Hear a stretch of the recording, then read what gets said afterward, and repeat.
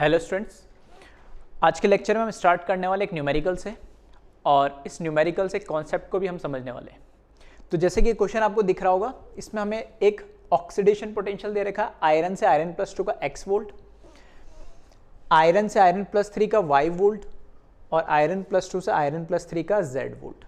और पूछा गया find relation between x, y and z। तीनों का जो हमें यहाँ पर पोटेंशियल दे रखा है और तीनों में क्या दे रखा है, ऑक्सीडेशन पोटेंशियल दे रखा है, या हो सकता है तीनों का रिडक्शन पोटेंशियल दे रखा हो। तो उन तीनों के बीच में हमें रिलेशन बताना है। अब ये कोई भी तीन हो सकते हैं कि नहीं, कंडीशन है स्पेसिफिक। एक ही एलिमेंट के अलग अलग एक ही एलिमेंट की तीन अलग अलग ऑक्सीडेशन स्टेट होंगे। एक ही एलिमेंट कैसे देखना, यहाँ पे आयरन आयरन प्लस 2 में जा रहा है, आयरन आयरन प्लस 3 में जा रहा है, आयरन प्लस 2 से प्लस 3 में आ रहा है, मतलब आयरन एक ही एलिमेंट है। तीन अलग अलग ऑक्सीडेशन स्टेट कैसे, आयरन 0 से प्लस 2 मतलब 2 का डिफरेंस, 0 से प्लस 3 मतलब 3 का डिफरेंस, और प्लस 2 से प्लस 3 मतलब 1 का डिफरेंस, मतलब अलग अलग ऑक्सीडेशन स्टेट में जा रहा है। नहीं तो ऐसे क्वेश्चन में हो सकता है किन्हीं भी तीन में से दो आपको ऑक्सीडेशन पोटेंशियल या दो रिडक्शन पोटेंशियल की वैल्यू गिवन दे रखी हो और दो की हेल्प से तीसरे को हमें कैलकुलेट करना होता है। तो इसके लिए डायरेक्ट एक शॉर्ट ट्रिक भी है, वो तो मैं खैर बता ही दूंगा लास्ट में, लेकिन हाँ कॉन्सेप्चुअली ये चीज क्या है और कैसे इसको सॉल्व करना है, बोर्ड पॉइंट ऑफ व्यू से अगर ऐसा क्वेश्चन आया है तो कैसे उसको अटेम्प्ट करना है वो आप ध्यान रखिएगा। ठीक है, तो यहां पर मैं क्या कर रहा हूं, जो मुझे पोटेंशियल दे रखा है जिस फॉर्म में, उसी पोटेंशियल को मैं क्या कर रहा हूं, रिएक्शन के फॉर्म में लिख दे रहा हूं। तो जैसे आयरन को मेरे को क्या दे रखा है, आयरन प्लस 2 के फॉर्म में दे रखा है, तो मैं रिएक्शन लिख दे रहा हूं। पहली आयरन से आयरन प्लस 2 में जाएगा 2 इलेक्ट्रॉन लूज करेगा, फिर आयरन प्लस 3 में जाएगा 3 इलेक्ट्रॉन लूज करेगा, और प्लस 2 से प्लस 3 में जाएगा तो 1 इलेक्ट्रॉन लूज करेगा। तो तीनों रिएक्शन को मैं लिख दे रहा हूं। चलिए तो इसको स्टार्ट करते हैं, कैसे इसको सॉल्व करना है। तो सबसे पहले मुझे दे रखा है आयरन जो 0 से कहां जा रहा है, आयरन प्लस 2 के अंदर जा रहा है, और ये क्या करेगा, 2 इलेक्ट्रॉन क्या करेगा, लूज करेगा। और इसका जो पोटेंशियल हमें दे रखा है वो कितना दे रखा है, x वोल्ट दे रखा है, और स्टैंडर्ड दे रखा है, तो मैं स्टैंडर्ड लिख देता हूँ। और यहाँ पे खैर ऑक्सीडेशन दे रखा है तो ऑक्सीडेशन लिख दो, और नहीं भी लिखोगे तो भी पता लग जाएगा कि ऑक्सीडेशन ही हो रहा है रिएक्शन से। इसी तरीके से सेकंड रिएक्शन दे रखी है मुझे आयरन से आयरन प्लस 3, और यहाँ पर क्या 3 इलेक्ट्रॉन लूज करेंगे, और यहाँ पर इसका भी ये क्या ऑक्सीडेशन पोटेंशियल है, और ये हमें दे रखा y वोल्ट। ठीक है, तो जो हमें पोटेंशियल दे रखा था बस उसको मैंने रिएक्शन के फॉर्म में लिख दिया। और थर्ड वन हमें दे रखा है आयरन प्लस 2 से आयरन प्लस 3 में कन्वर्ट हो रहा है, तो 1 इलेक्ट्रॉन ही लूज करेगा, और ये इसका ऑक्सीडेशन जो पोटेंशियल है वो दे रखा हमें z वोल्ट। अभी x, y और z में रिलेशन बताना क्या है। ठीक है, और न्यूमेरिकल जो एक्चुअल एग्जाम होगा, यहाँ पर कोई न्यूमेरिक वैल्यू दे रखी होगी, तो किसी भी दो की दे रखी होगी तो तीसरे की वैल्यू आपको बतानी। तो अगर आपस में मुझे रिलेशन पता लग जाएगा तो मैं एक इन जनरल उसको लिख सकता हूँ और कैलकुलेट कर सकता हूँ। तो कैसे करना है, तो सबसे सिंपल तरीका क्या, जैसे कई बच्चों के दिमाग में आ भी गया होगा कि आप क्या करो, रिएक्शंस को ऐड करके एक तीसरी रिएक्शन बना लो, कोई भी, बिल्कुल करना हमें वैसे ही है। तो यहाँ से आप देखोगे तो इस रिएक्शन में देखोगे तो LHS में आयरन प्लस 2 है, RHS में आयरन प्लस 3 है। आयरन प्लस 3 सेकंड वाली रिएक्शन में, आयरन प्लस 2 फर्स्ट वाली रिएक्शन में। अगर फर्स्ट वाली रिएक्शन को मैं रिवर्स करके लिख दूँ और उसको सेकंड रिएक्शन में ऐड कर दूँ तो थर्ड रिएक्शन मुझे मिल जाएगी। कैसे, तो इसको मैं इस तरीके से क्या कर रहा हूँ, नाम दे देता हूँ। चलो इसको मैंने बोला इक्वेशन नंबर 1, ये सेकंड और ये थर्ड। अब इसके बाद मैंने क्या करा, इक्वेशन नंबर जो 1 है उसको रिवर्स करके लिखना है। नहीं ठीक है, तो ऐसा कर दूं मैं, मल्टीप्लाई,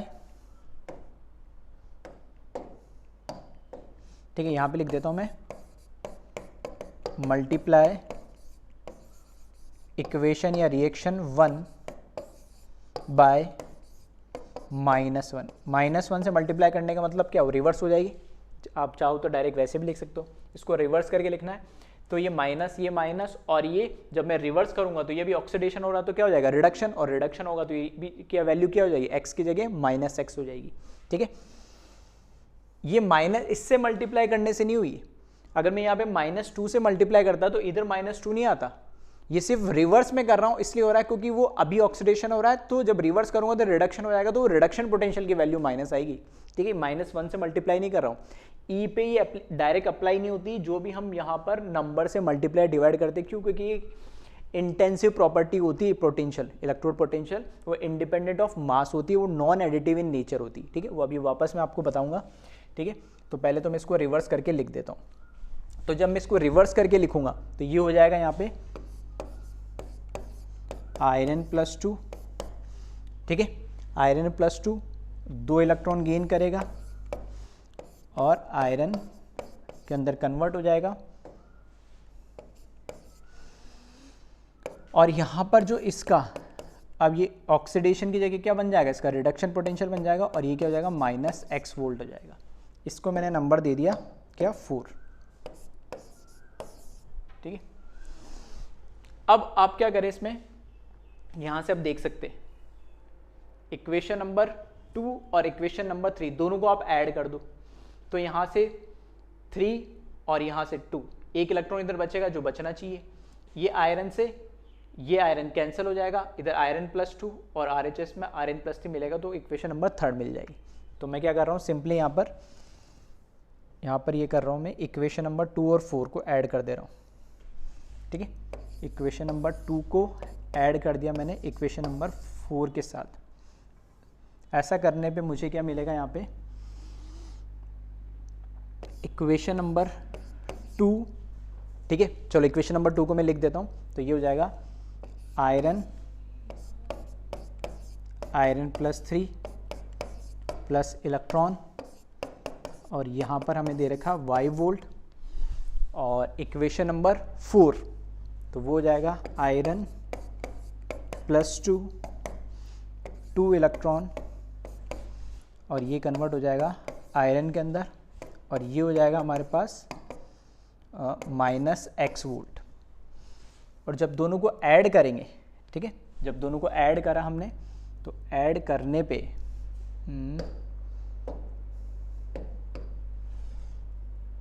ठीक है, दोनों को ऐड करने पे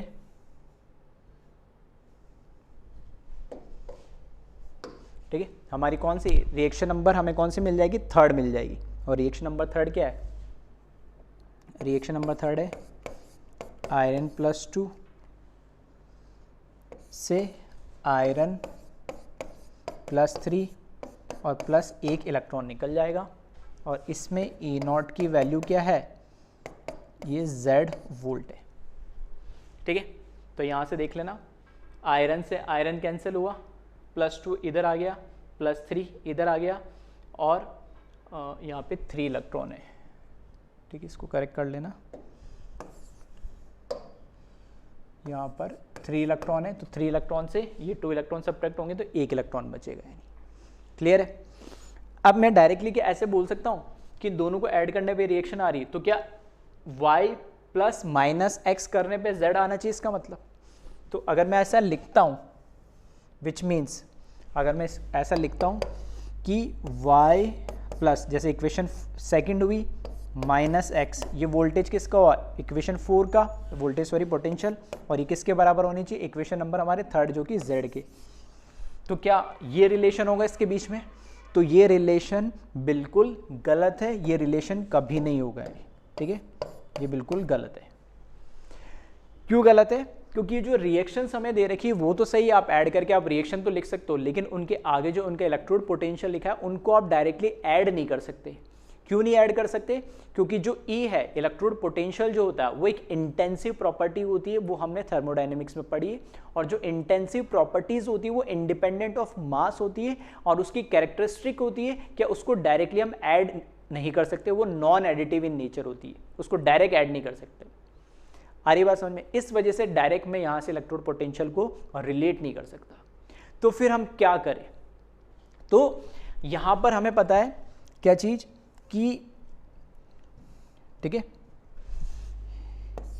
जो E है ये एक इंटेंसिव प्रॉपर्टी है। ठीक है, तो रीजन लिख दे रहा हूं मैं बस शॉर्ट में, इंटेंसिव प्रॉपर्टी है, hence non additive hence non additive in nature, directly इसको ऐड नहीं कर सकते। तो क्या करें, तो इसके लिए हम यहां पर यूज करेंगे delta G, Gibbs free energy. ये कैसी प्रॉपर्टी होती है, ये एक एक्सटेंसिव प्रॉपर्टी होती है, ये एक्सटेंसिव प्रॉपर्टी होती है एंड एक्सटेंसिव है तो डायरेक्ट ऐड भी कर सकते हैं, तो ये एडिटिव इन नेचर होती है, डायरेक्टली इसको ऐड कर सकते हैं। बस ये चीज़ को आपको ध्यान रखना है कि ई डायरेक्ट यहाँ से कैलकुलेट नहीं करेगा, आपको पहले डेल्टा जी कैलकुलेट करना है और डेल्टा जी कैलकुलेट हो जाएगा तो वहाँ से ई कैलकुलेट हो पाएगा। कैसे, तो हमें पता है क्या, लास्ट लेक्चर में हमने देखा था थर्मोडाइनमिक्स के अंदर, थर्मोडाइनमिक्स ऑफ इलेक्ट्रोकेमिकल सेल के अंदर डेल्टा जी नॉट किसके बराबर होता है, एन एफ ई नॉट, और नर्स्ट इक्वेशन डेराइव करी तब भी मैंने बताया था। बस ये फॉर्म हम यहाँ पर क्या करेंगे, यूज़ करेंगे और इसके हेल्प से हम यहाँ पर क्या करेंगे, डेल्टा जी कैलकुलेट कर ले, डेल्टा जी कैलकुलेट करेंगे और उससे फिर बाद में हम जो भी सेल है डेल्टा जी सेल निकाल रहे तो वो वहाँ से हम सेल का ई नॉट या इलेक्ट्रोड पोटेंशियल भी आप क्या कर लेंगे, कैलकुलेट कर लेंगे। ठीक है, चलिए अब कैसे यूटिलाइज करना है तो मैं बस यही लिख दे रहा हूँ, आके बार बार ना लिखना पड़े। इतना तो काम हम कर ही चुके, ये तो मुझे पता लग गया कि सेकंड और फोर्थ इक्वेशन को ऐड करने पे हमारी ये थर्ड इक्वेशन आ जाएगी, तो बस इसी को रिलेट कर रहा हूँ। अब ध्यान से देखना क्या कर रहा हूँ मैं, क्योंकि ये ई तो मेरे काम का नहीं है, बट हाँ क्या डेल्टा जी मेरे काम का है, तो डेल्टा जी मेरे काम का, तो डेल्टा जी तो लिख सकते हैं। एंड डेल्टा जी नॉट यहाँ पर अगर मैं लिखूँ तो ये क्या होगा, एन एफ ई नॉट। सही है, ऐसे तो लिख सकता हूँ मैं, इसमें तो कोई दिक्कत ही नहीं। डेल्टा जी सबके लिए निकाल सकता हूँ, हाफ सेल के लिए भी निकाल सकता हूँ, फुल सेल के लिए भी निकाल सकता हूँ, कोई दिक्कत नहीं। बस तो यहाँ पे जो डेल्टा जी नॉट की वैल्यू है वो रख दो यहाँ पे। ठीक है, तो मैं चलो वैल्यू रख देता हूँ यहाँ पे डायरेक्ट। एन क्या है, नंबर ऑफ इलेक्ट्रॉन, कितने उसमें लूज हो रहे, गेन हो रहे, ट्रांसफर होते, इसमें 3 हो रहे, तो यहाँ पे लिखा मैंने एन की जगह 3। एफ तो क्या है, फैराडे कांस्टेंट है 96500, वो सब में कॉमन आएगा तो एफ ही रहने देता हूँ। और ई की वैल्यू हमें दे रखी है यहाँ पर कितनी है, वाई, तो ये आ गई वाई। ठीक है, इस वाली इक्वेशन के अंदर अगर मैं बात करूँ डेल्टा जी नॉट की, ठीक है, ई नॉट दे रखा है तो डेल्टा जी नॉट लिख दिया, और ई लिखा होता तो डेल्टा जी लिखता, सिंपल सा। फिर से यहाँ पे नेगेटिव तो फॉर्मूले में आता ही है। एन यहाँ पे कितने इलेक्ट्रॉन है, 2 इलेक्ट्रॉन। ठीक है, गेन लूज कुछ भी हो सकते हैं, तो यहाँ गेन हो रहे हैं तो यहाँ पे लिखा मैंने 2। एफ आएगा ही इसमें, और यहाँ पर क्या जाएगा इस बार, -x आएगा इसका। ये ओरिजिनल इक्वेशन में जो भी दे रखा था, ओरिजिनल जो मतलब फर्स्ट वाली इक्वेशन से हमने नहीं, कौन सी, इसको फोर्थ में कन्वर्ट करा था, इसको रिवर्स करके, रिवर्स करा तो हम ये पहले ऑक्सीडेशन हो रहा था, तो अब हमने इसका क्या कर दिया, रिडक्शन कर दिया, ताकि ऐड करने पे फाइनल इक्वेशन मिले मुझे। इसी तरीके से अगर मैं फाइनल यहाँ पर, ठीक है, जो ये रिएक्शन मेरे पास आई, इसके लिए लिखूँ डेल्टा जी नॉट की वैल्यू, तो माइनस तो फॉर्मूले में आता ही है। एन देखना इसमें कितना है, 1 इलेक्ट्रॉन ही लूज हो रहा है यहाँ पे, तो एन की जगह तो रखा 1, ये रखा एफ, और यहाँ पर क्या आ जाएगा, z।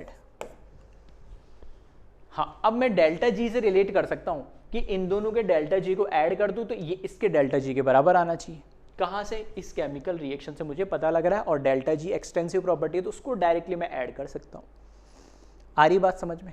ठीक है, तो यहाँ से अब इसको चाहो तो आप नाम दे दो, वो आपकी इच्छा है। इन तीनों इक्वेशन को चाहो तो आप नाम दे दो, और अदरवाइज डायरेक्ट भी आप कर लो तो कोई दिक्कत नहीं है उसमें। नहीं, ठीक है, तो वहाँ से मैं चलो रिलेट कर दूँ डायरेक्ट। चलो दे देते नंबर,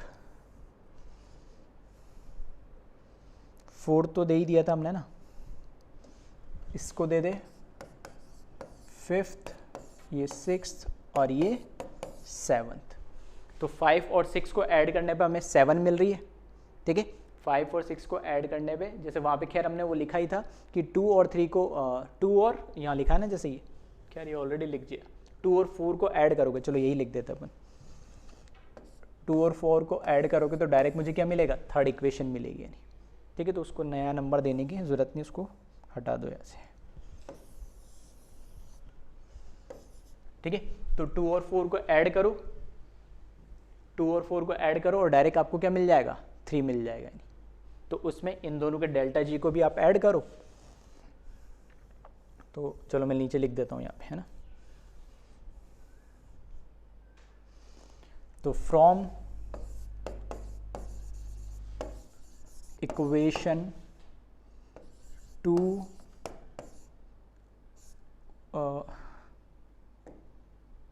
ठीक है, 2 आ गया, 2, 3 एंड 4th, ठीक है, 2 4 को ऐड करने से 3 मिल रहा था। तो यहाँ पर मैं डायरेक्ट लिख रहा हूँ -3FY प्लस, ठीक है, ये किसका हो गया, इक्वेशन नंबर 2 का डेल्टा जी, फिर माइनस माइनस यहाँ पर क्या हो जाएगा, ये प्लस हो जाएगा, कहाँ पर, यहाँ पर, ठीक है, ये -3FY, ये माइनस और माइनस क्या हो जाएगा प्लस, तो 2FX मिलेगा यहाँ पे। तो इस 2FX को ऐड करेंगे और यहाँ पे भी क्या आएगा, माइनस ही आएगा। तो यहाँ पर लिखना 2FX, ये इक्वल होना चाहिए किसके, -1 आ जाएगा, -Z या FZ लिख देना, -F इंटू Z, ठीक है। n की वैल्यू तो क्या हो जाएगी, इसमें 1 हो जाएगी। अब यहाँ से देखोगे तो f तो सब में कॉमन है, तो कैंसिल आउट हो जाएगा। तो यहाँ पे से मैं लिख सकता हूँ -3y plus 2x is equals to -z आ गया। और सिंप्लिसिटी के लिए z बराबर लिखना चाहते हो तो माइनस से मल्टीप्लाई कर दो, तो z इज इक्वल्स टू कितना आ जाएगा, 3y माइनस 2x।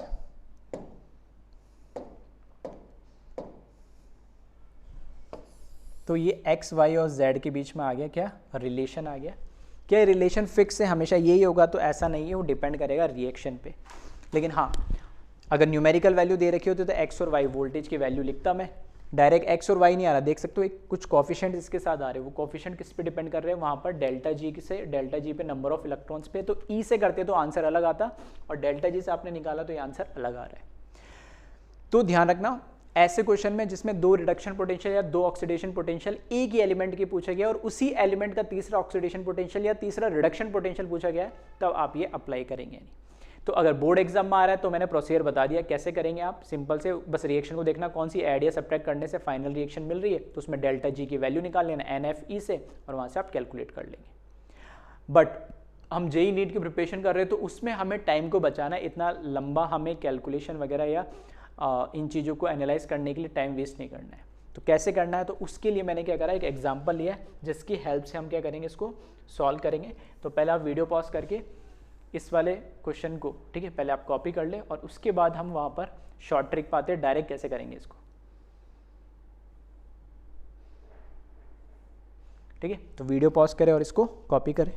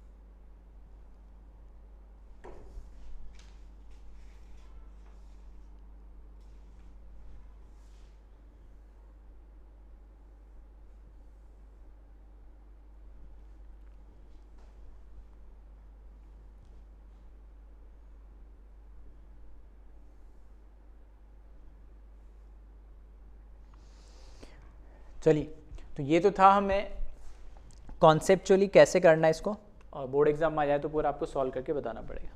अब जेई नीट में अगर आ रहा है हमारे पास ऑब्जेक्टिव क्वेश्चन है तो कितना टाइम हमको यूज़ करना है, तो उसके लिए यहाँ पे डायरेक्ट शॉर्ट ट्रिक बताइए।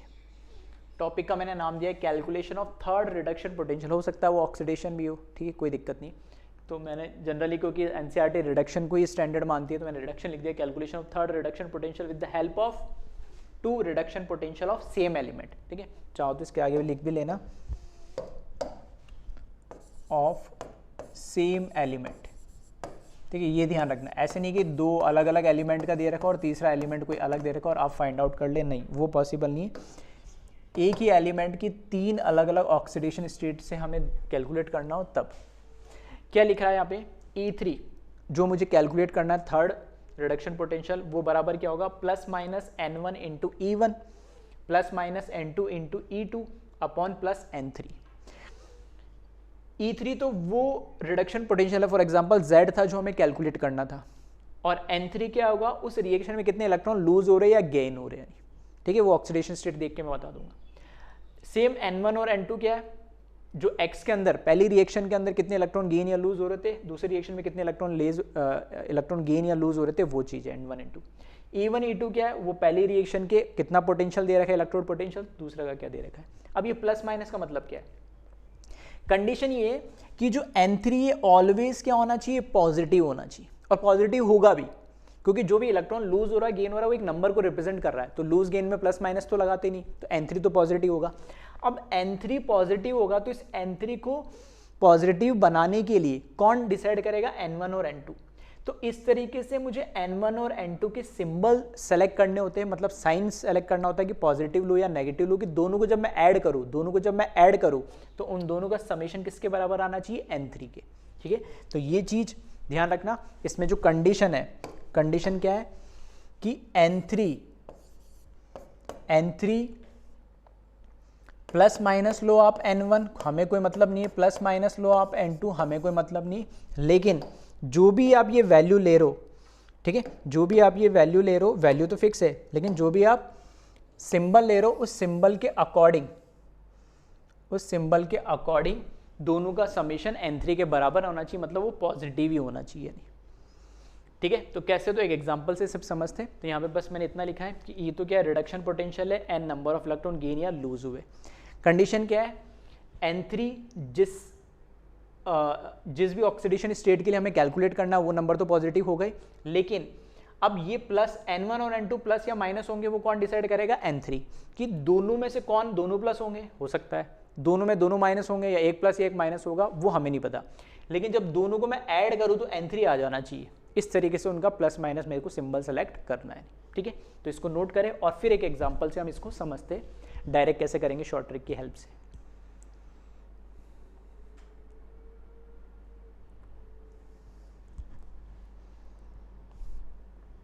चलिए,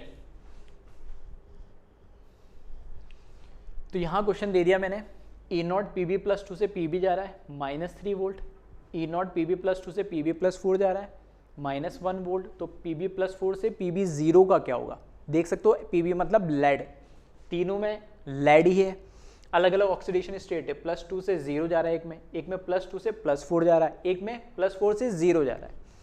तो दो गिवन दे रखे, तीसरा मुझे कैलकुलेट करना है।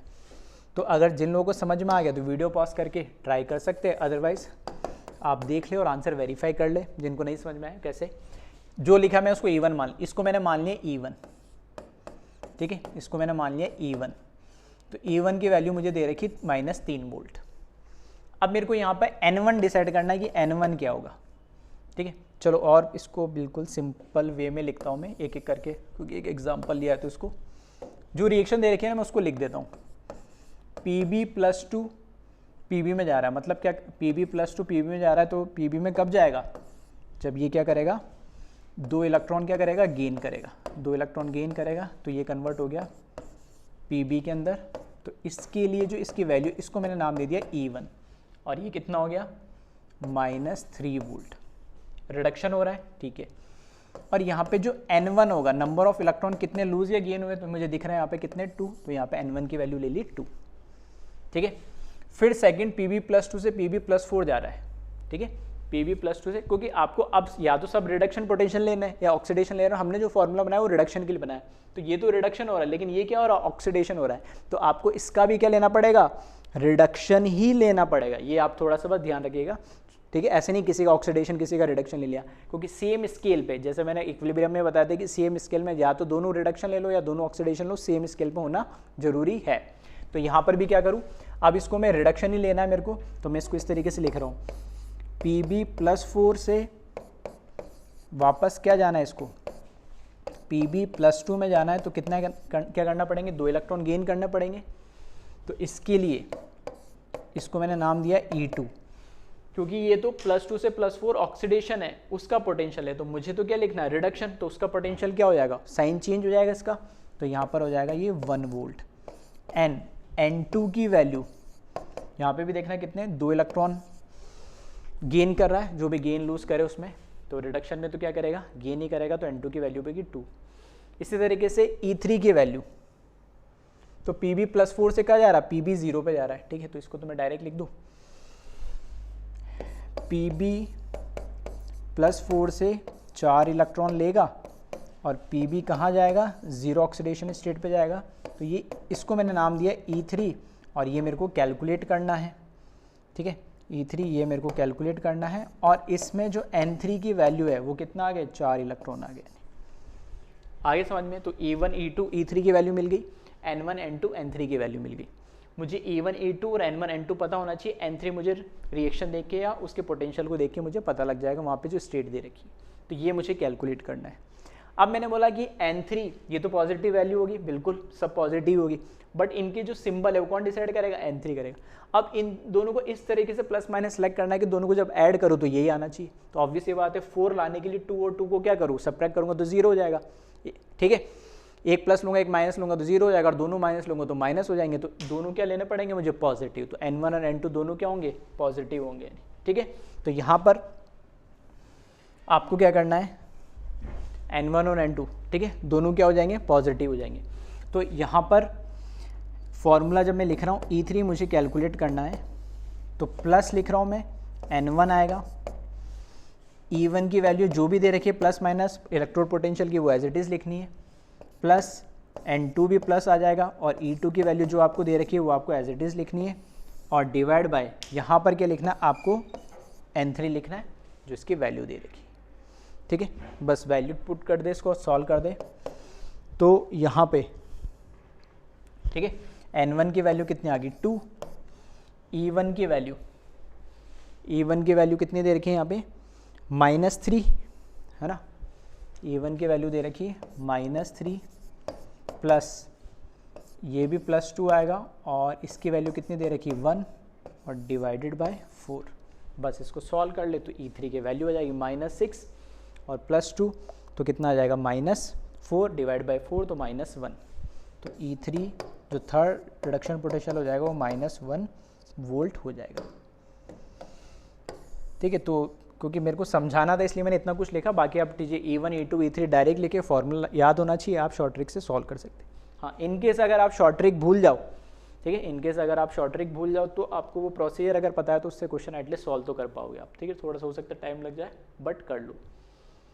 और ये कि कई बच्चों को लगता है कि नहीं सर वही सही है, मैं तो वैसे ही करूँगा, तो वो आपकी इच्छा है, ठीक है। मेरा काम है बताना, अब अप्लाई करना नहीं करना, उसको एक्सेप्ट करना नहीं करना, वो आपकी इच्छा है, ठीक है।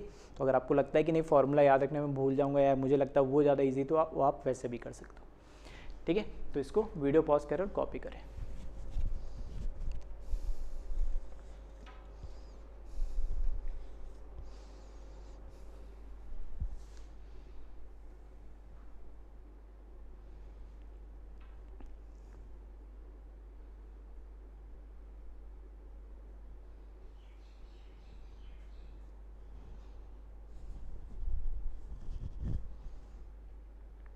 चलिए फिर आगे बढ़ते, एक इस टाइप के भी न्यूमेरिकल आपको जनरली देखने को मिल जाएंगे, जिसमें क्या एक केमिकल रिएक्शन दे देगा, डेल्टा G0 दे देगा और E0 पूछ लेगा, E0 दे देगा, डेल्टा G0 पूछ लेगा, या के इक्विलिब्रियम पूछ लेगा। तो फॉर्मूले तो हम देख चुके हैं, बस कैसे इसमें ध्यान रखना है। तो इसमें दे रहेगा जैसे Al2O3 Al और 3O2, ठीक है। देखोगे तो रिएक्शन तो बैलेंस ही है ना, इसमें रिएक्शन बैलेंस रिएक्शन दे रखी है, और इसकी रिएक्शन की डेल्टा G0 की वैल्यू दे रखी है किलोजूल पर मोल, और आपसे पूछा गया है इसमें E0 सेल पूछा गया है, नहीं ठीक है, इसमें क्या पूछा गया आपको, ई नॉट सेल पूछा गया, ये कैलकुलेट करना है। तो ई नॉट सेल करने के लिए हमें पता है कि डेल्टा जी का फॉर्मूला क्या होता है, माइनस एन एफ ई तो होता है, तो मेरे को n पता होना चाहिए, f तो पता ही है 96500 होता है, तो n क्या वो मुझे कैलकुलेट करना है। तो इस तरीके की बैलेंस रिएक्शन में आपको थोड़ा सा रिडॉक्स आना चाहिए, ऑक्सीडेशन रिडक्शन कैसे कैलकुलेट डिटरमाइन करते हैं, कैसे नंबर ऑफ इलेक्ट्रॉन ट्रांसफर होते हैं वो आपको पता होना चाहिए, वैलेंस फैक्टर निकालना आना चाहिए अल्टीमेटली, तो वहाँ से ये क्वेश्चन बिल्कुल सिंपल सॉल्व हो जाते हैं। ठीक है, तो अगर आपको समझ में आ गया तो आप बिल्कुल ट्राई कर सकते हैं, वरना यहाँ देखें मैं क्या कर रहा हूँ, सिंपल मैंने क्या करा, रिएक्शन लिखी Al2O3 2 एल्यूमिनियम प्लस 3/2 O2। ठीक है, अब मुझे यहाँ पर क्या करना है, बस n पता करना है, number of electron actual transfer कितना हो रहा है इस बैलेंस केमिकल रिएक्शन में। तो किसी की भी ऑक्सीडेशन स्टेट निकाल लो, फॉर एग्जांपल मैंने जैसे यहाँ पे एल्यूमिनियम पकड़ा, तो यहाँ पे एल्यूमिनियम की ऑक्सीडेशन स्टेट क्या आएगी, तो मुझे पता है यहाँ पे एल्यूमिनियम की ऑक्सीडेशन स्टेट है +3। ठीक है, ऑक्सीजन की कितनी होगी, -2। सही है, यहाँ पे एल्यूमिनियम क्या होगा 0 और यहाँ पे ऑक्सीजन भी क्या होगा 0, फ्री स्टेट में है वो। अब मैं यहाँ पे कह रहा हूँ कि यहाँ पे जो एल्यूमिनियम है वो +3 से कहाँ जा रहा है, 0 पे जा रहा है, तो कितने का चेंज आ रहा है, 3 का। ठीक है, यहाँ पे नेगेटिव पॉजिटिव नहीं देखा जाता, चेंज देखा जाता है, तो कितने का चेंज आ रहा है, 3 से 0 पे जा रहा है, तो 3 का चेंज। अब इसमें एक एल्यूमिनियम में 3 का चेंज आ रहा है, तो 2 एल्यूमिनियम के लिए कितने का आ जाएगा, 6 का। तो अल्टीमेटली क्या निकाला हमने, वैलेंस फैक्टर एक्चुअल कितने इलेक्ट्रॉन ट्रांसफर हुए यहाँ पे 6, तो n की वैल्यू मुझे पता लग गया, क्वेश्चन वहाँ से सॉल्व हो गया। इसका उल्टा भी आप ऐसे देख सकते हो, उल्टा मतलब दूसरे तरीके से, अगर यहाँ से नहीं देखना चाहते आप तो ऑक्सीजन के लिए देख लिया, -2 से कहाँ जा रहा है, 0 पे। ठीक है, -2 से कहाँ जा रहा है, 0 पे, तो कितने का चेंज है, 2 का। एक एटम में के लिए 2 का चेंज है, तो यहाँ पे कितने एटम है, 3, तो 3 × 2 तो भी क्या आएंगे, 6 इलेक्ट्रॉन आएंगे। तो यहाँ से भी आप देख सकते हो 2 का चेंज है 3 एटम के लिए, तो यहाँ पे भी क्या आएगा, 6 इलेक्ट्रॉन आएगा। और यहाँ पर भी आप देख सकते हो 3 का चेंज है और 2 एटम है, तो भी क्या आएगा, 6 इलेक्ट्रॉन आएगा। कहीं से भी कर लो, कोई फ़र्क नहीं पड़ रहा है। नहीं, ठीक है, तो यहाँ से अल्टीमेटली हमने करा क्या है, n की वैल्यू कैलकुलेट करी, कितने नंबर ऑफ इलेक्ट्रॉन ट्रांसफर हो रहे हैं, तो 6 इलेक्ट्रॉन। बस अब तो क्वेश्चन सॉल्व हो ही गया कि डेल्टा जी नॉट जो होता है वो -NFE0 सेल होता है। तो डेल्टा जी नॉट की वैल्यू दे रही कि f मुझे पता है कांस्टेंट होता है, n मुझे फाइंड आउट कर लिया, तो E0 सेल ही तो मुझे कैलकुलेट करना था। तो यहाँ पर E0 cell is equals to delta G naught upon -NF। ठीक है, तो बस वैल्यूज़ रख दे और यूनिट का थोड़ा सा बस ध्यान रखना। तो यहाँ पर E0 सेल रखा नेगेटिव, और डेल्टा जी की वैल्यू कितनी दे रखी है हमें, -2464 और किस में, किलो जूल में दे रखा है। ठीक है, तो चाहो जूल में रखो या किलो जूल में रखो, चलो किलो जूल में कर देते इसको, 10⁻³ हो जाएगा। ठीक है, ये माइनस तो फॉर्मूले का और ये माइनस ऑलरेडी डेल्टा जी की वैल्यू में दे रखा है। n दे रखा है 6 और ये दे रखा है 96500। ठीक है, तो बस सिंपली इस तरीके से इसको सॉल्व कर लो, इस तरह के क्वेश्चन भी आपको मिल जाएंगे और इसकी वैल्यू आ जाएगी 4.25 वोल्ट। ठीक है, फिर भी एक बार आंसर क्रॉस वेरीफाई आप कर लेना है। ठीक है, तो बड़े सिंपल टाइप के क्वेश्चन होते हैं, बस आपको अल्टीमेटली करना क्या है, रिडॉक्स में हम सीख चुके हैं वैलेंस फैक्टर कैसे निकालते हैं, तो वहाँ से हमने एक्चुअल में क्या निकाला, बस कितने इलेक्ट्रॉन का एक्चुअल ट्रांसफर हो रहा है, तो वो हमें पता लग गया और वहाँ से क्वेश्चन सॉल्व हो जाएगा। ठीक है, तो वीडियो पॉज करें इसको और कॉपी करें।